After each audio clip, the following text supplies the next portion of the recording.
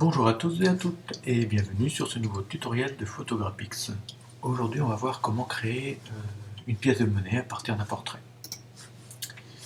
Alors, le voilà. Donc la première chose à faire ici concernant cette photo, parce qu'elle a été en fait recadrée trop serrée. Donc si par exemple je fais le cercle maintenant, vous voyez, je ne vais pas pouvoir en le centrant là, voilà. Il me manque ici une zone, donc du coup il va falloir que j'agrandisse ma photo. Pour faire ça, je vais dans Images, redimensionner taille de la zone de travail. On va choisir des pourcents et on va carrément mettre 150%. Hop. Donc c'est pas grave, il m'a mis du transparent, c'est même mieux. Maintenant, ce qui m'intéresse, c'est de supprimer la zone blanche là, le fond. Donc je prends l'outil baguette magique. J'ai sélectionné ici, j'ai mis une tolérance à 30% à peu près, avec des pixels contigus, mais malheureusement ça ne suffit pas parce que là c'est plus foncé. Donc j'appuie sur la touche majuscule, hein, il y a un petit plus qui apparaît au niveau de la baguette magique, et je viens finir de sélectionner le fond.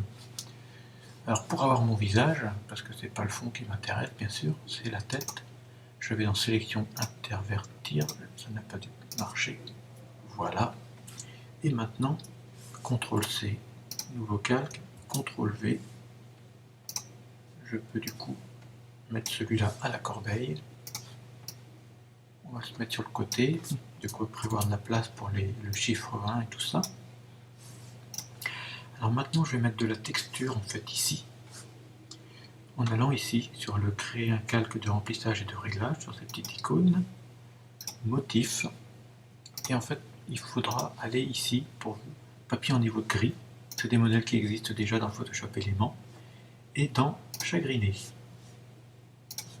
Ok, si je zoome d'ailleurs, on voit bien l'effet de relief qui devrait donner un aspect assez sympa. Je prends le visage, je le mets par-dessus.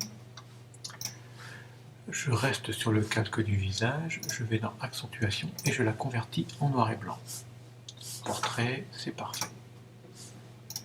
Alors maintenant, ce que je vais faire, donc là, si la situation me convient,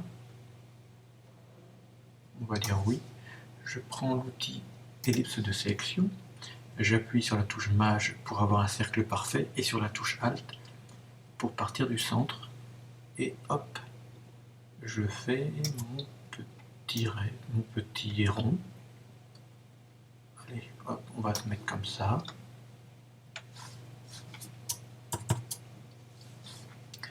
Alors, il me manque du coup là, ça va pas être joli, donc je vais en rajouter.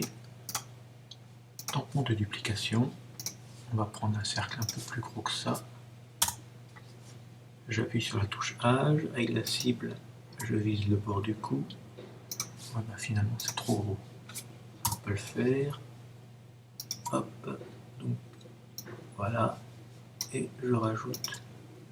Alors je fais ça un peu rapidement, hein, mais voilà, c'est pour que vous...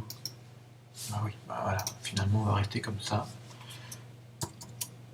Alors, donc, je vais faire un CTRL-C, CTRL-V, mais je vais vous apprendre un autre raccourci, en fait, c'est le CTRL-J. Hop.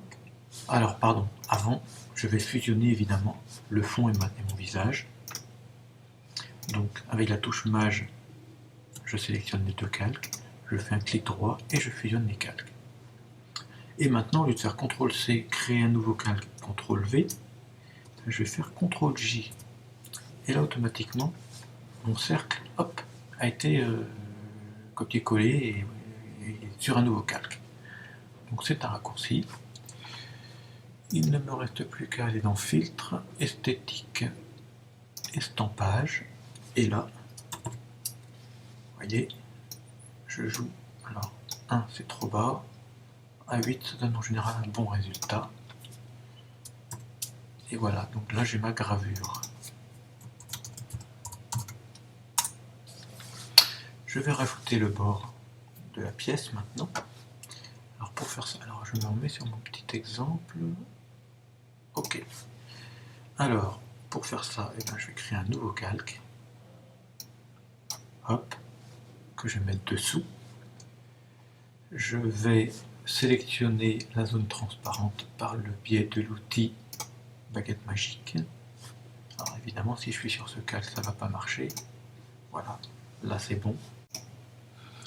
Donc maintenant, il ne me reste plus qu'à faire comme tout à l'heure, hein, sélection intervertir, pour ne conserver que la sélection du cercle, pas du tour.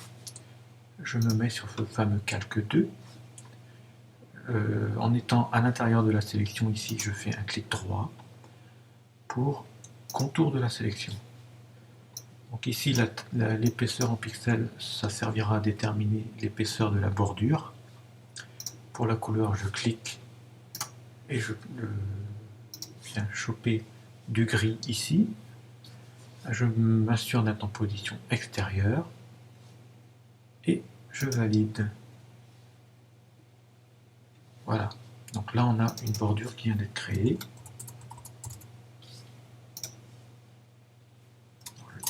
CTRL D pour désélectionner, voilà. J'ai un petit relief, c'est sympa. Voilà. Donc, ce qu'on peut faire aussi maintenant, c'est créer un calque de réglage. Luminosité, teinte de saturation, pardon. Que là, vous êtes en gris. Bon. Mais on peut vouloir, alors on clique sur redéfinir. On peut vouloir avoir un aspect cuivré. On va dire à peu près comme ça. Ou alors doré. Donc là, comme le tutoriel, c'est du doré. Hein, on va se faire une pièce en or quand même. Voilà. De toute façon, comme vous le savez, hein, le calque de réglage, si on n'est pas content de la couleur, on double-clique sur l'icône et on vient changer la couleur après. Donc voilà. Alors qu'est-ce qu'il me reste à faire? Eh ben, on va rajouter les petites mentions écrites. Donc je vais sur texte, l'outil texte, hop, et je viens taper le chiffre 1. Je valide. Alors on ne le voit pas, pourquoi? Parce qu'il est fondu dans la masse. Mais rassurez-vous, ça ne va pas tarder. Alors je vais lui donner, je vais aller dans calque, style de calque, paramètres de style, et je vais lui donner du relief. En cliquant sur biseautage, vers le haut, 5 pixels, c'est très bien. Alors ici en fait la police est importante, hein, c'est mise automatiquement, mais moi j'aime beaucoup la Cambria en italique, qui ressemble le plus à la pièce de 1 euro. Donc là je double-clique, ou alors donc je peux me mettre avec l'outil comme ça, et agrandir le 1 jusqu'à ce qu'il ait la taille qui me convienne. Hop, je prends le calque, je le déplace pour créer un nouveau calque, et là, celui-là je vais l'appeler, c'est là qu'il faut cliquer, je vais l'appeler euro.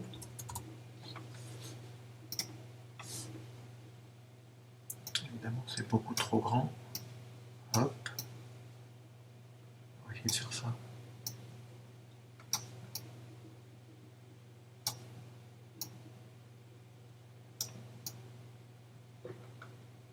On peut toujours utiliser bien sûr hein, les flèches du clavier si on veut avoir quelque chose de précis.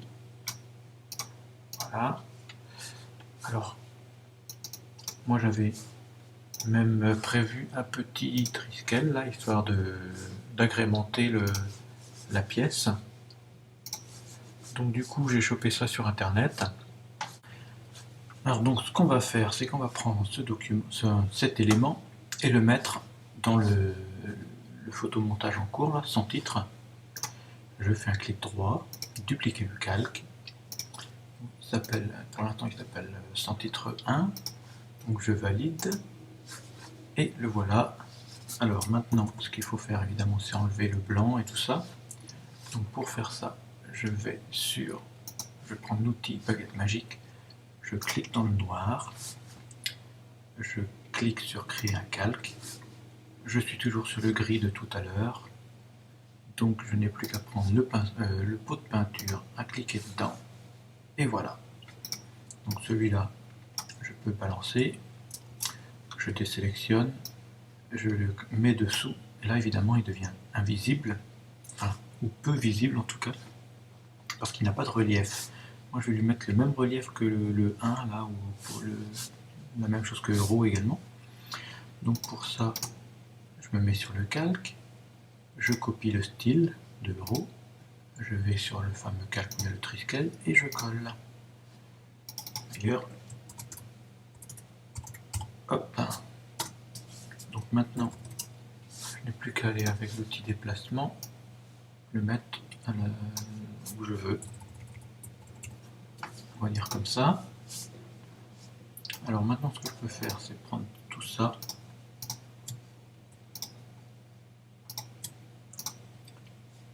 et les fusionner.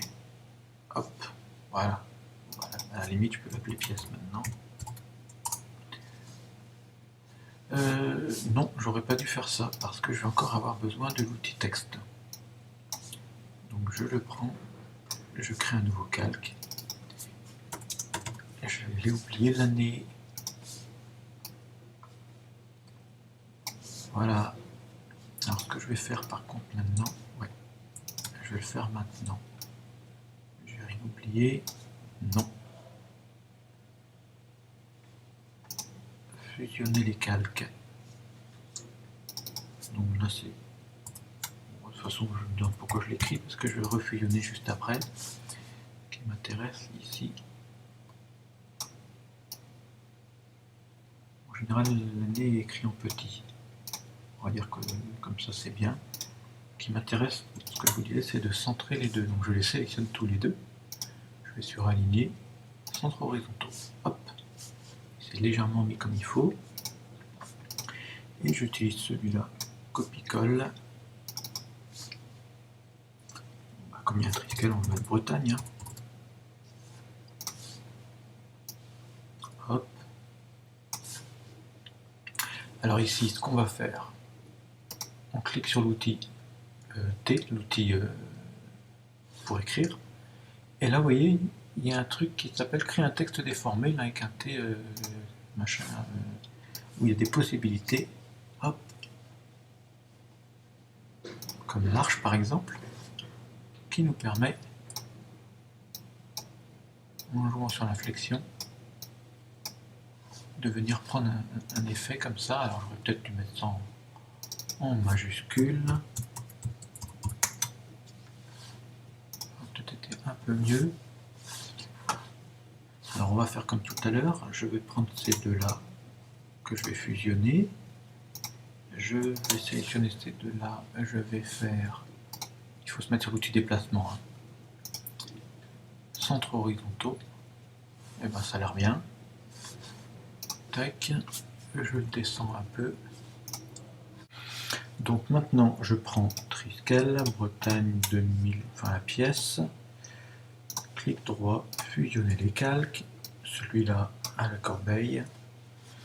Je vais donc dans calque, style de calque, paramètres de style, pour rajouter une ombre. Alors, non, c'est pas dans ce sens là qu'il faut l'ombre, plutôt comme ça. Ok, voilà, après on peut rajouter un calque en se mettant une couleur unie, n'importe laquelle. On va mettre du blanc. Ok. Alors ici, vous voyez, l'ombre, elle est couleur or. Pourquoi? Parce que le calque de réglage teinte saturation s'applique à ce calque-là, et ça, c'est pas bon du tout. Donc on va faire un calque, un masque d'écrêtage. Donc je vais sur calque, créer un masque d'écrêtage. Ça veut dire que l'effet ne s'applique qu'à la pièce et non pas au style de calque. Et ben voilà, c'est terminé. Il ne me reste plus qu'à vous dire à bientôt pour un nouveau tutoriel de PhotograpX.